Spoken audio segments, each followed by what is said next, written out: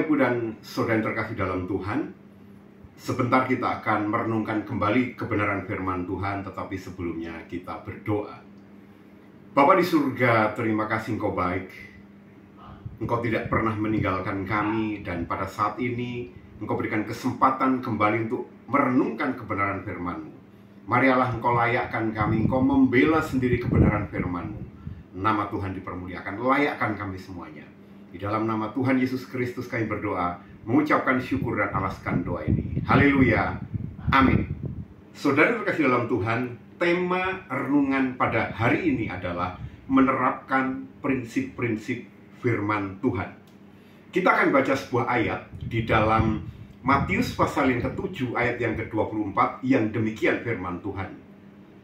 Setiap orang yang mendengarkan perkataanku ini dan melakukannya, ia sama dengan orang yang bijaksana yang mendirikan rumahnya di atas batu.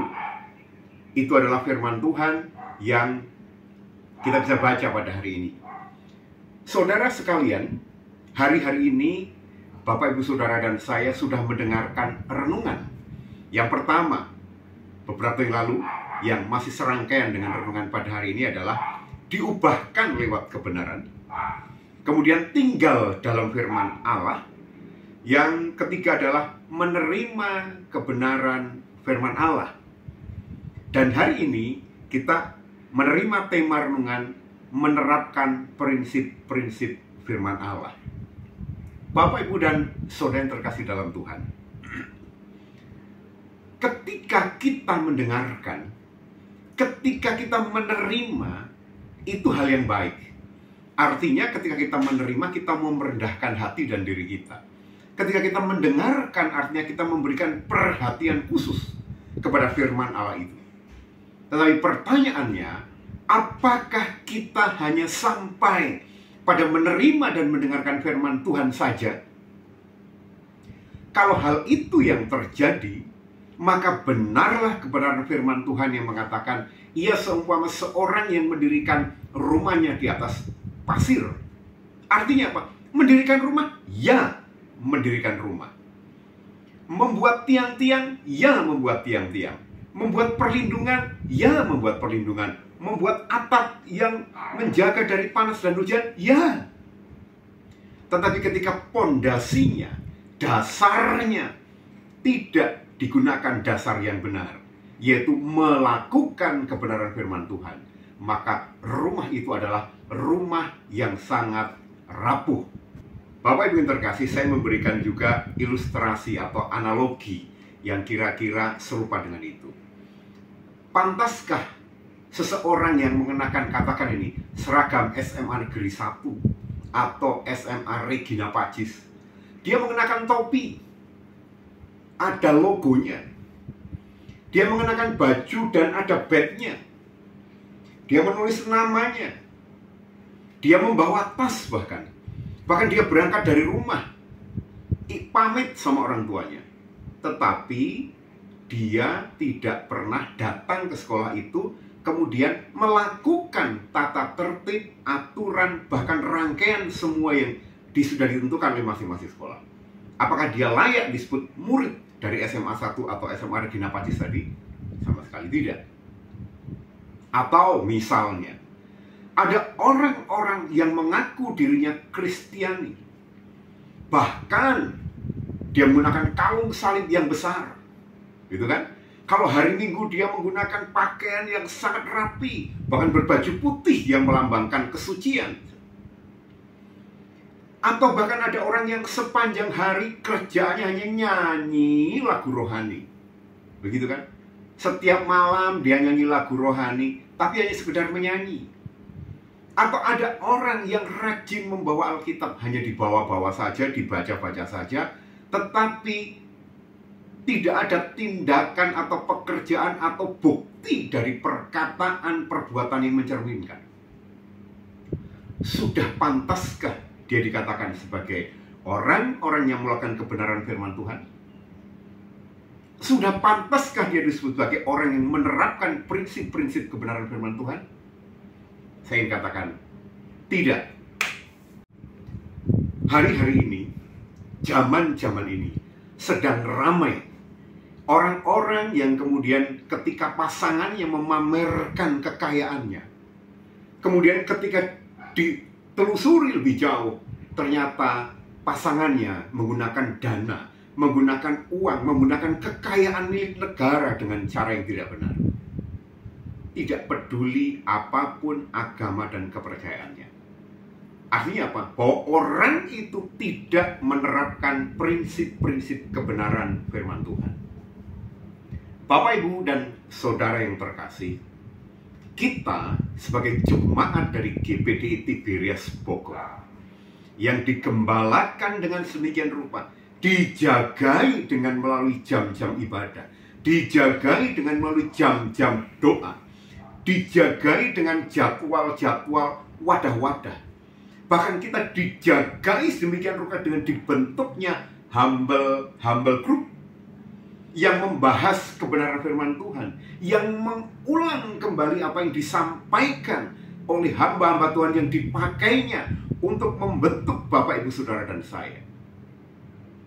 Berbahagialah kita ketika sesungguhnya penggembalaan di tempat kita mencoba untuk menjaga sedemikian rupa sehingga Bapak, Ibu, Saudara, dan saya bukan hanya mendengar, bukan hanya menerima, bukannya diberikan kesempatan untuk selalu bersekutu, tetapi kita diarahkan, dibimbing, ditajamkan untuk bisa menerapkan prinsip-prinsip kebenaran firman Tuhan. Kita sebagai makhluk sosial, Bapak, Ibu, Saudara, dan saya bersekolah barangkali, buat yang remaja dan pemuda, berkuliah barangkali, bekerja, atau ada dalam lingkungan sosial kita masing-masing. Bapak, Ibu, Saudara, dan saya dilihat oleh orang-orang di sekitar kita. Bahkan di Yakobus dikatakan bahwa kita memiliki begitu banyak saksi. Artinya apa? Bapak, Ibu, Saudara, dan saya ditonton di kelas VIP oleh orang-orang di sekitar kita. Pertanyaannya, apakah baju putih yang kita kenakan, apakah kerapian baju yang kita gunakan, apakah Alkitab yang kita bawa, apakah lagu-lagu yang kita nyanyikan hanya sekedar tinggal dalam ucapan semata-mata, atau itu kita terapkan di dalam kehidupan kita sehingga kebenaran firman Tuhan menjadi gaya hidup, sehingga orang mengatakan Bible for life. Apakah kitab suci yang isinya adalah firman Tuhan yang kita baca, kita dengarkan, kita terima, itu menjadi dasar untuk kita berjalan, atau hanya sekedar menjadi bahan bacaan saja? Memang terserah pada kita. Tetapi melalui renungan pada hari ini saya ingin mengingatkan bahwa penggembalaan, jadwal ibadah, grup-grup humble dibentuk semuanya supaya apa? Supaya Bapak, Ibu, Saudara, dan saya di dalam kehidupan kita menerapkan atau mengaplikasikan kebenaran firman Tuhan di dalam hidup kita. Untuk apa?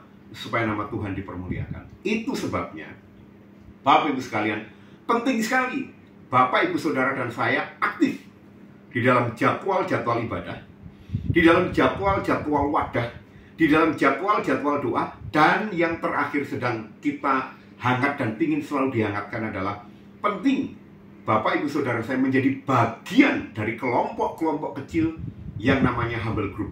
Mengapa? Karena di sana ada interaksi yang lebih rekat, yang lebih rapat. Untuk ngapain? Untuk gibah? Bukan. Tetapi untuk diskusi dan menerapkan dan bicara, merencanakan, berpikir bagaimana menerapkan firman Allah dalam kehidupan kita, atau menjadikan Alkitab sebagai pedoman, benar-benar sebagai pelita dalam hidup kita. Dan kalau itu terjadi, maka saudara dan saya bukan hanya sebagai orang Kristiani, tetapi sebagai orang yang berbahagia. Dan kedua adalah sebagai orang yang memuliakan Tuhan dimanapun kita berada. Mau? Mari kita lakukan itu. Kita berdoa. Bapa di surga, terima kasih Engkau memberikan firman-Mu melalui Alkitab yang kami miliki, melalui hamba-hambamu yang menyampaikan kebenaran firman-Mu kepada kami, baik di jam-jam ibadah, gereja kami secara umum, di wadah-wadah, ataupun di humble group yang Tuhan percayakan untuk kami ada di dalamnya.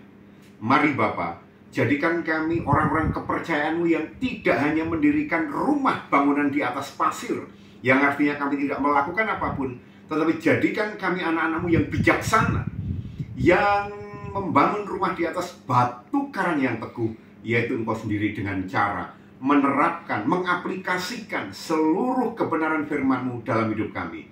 Di tempat kami belajar, di tempat kami bekerja, di keluarga kami, supaya nama Tuhan dipermuliakan. Kami bangga memiliki Engkau yang menyiapkan segala sesuatu untuk kami menjadi pemenang. Terima kasih Bapa. Di dalam nama Tuhan Yesus Kristus kami berdoa, mengucapkan syukur dan alaskan doa ini. Haleluya. Amin. Mari Bapak Ibu sekalian, terapkan kebenaran firman Allah dalam seluruh kehidupan kita. Jadikan Bible, Alkitab, sebagai pedoman untuk kita berjalan, untuk kita bekerja, untuk kita berpikir, bicara dimanapun kita berada. Tuhan Yesus memberkati.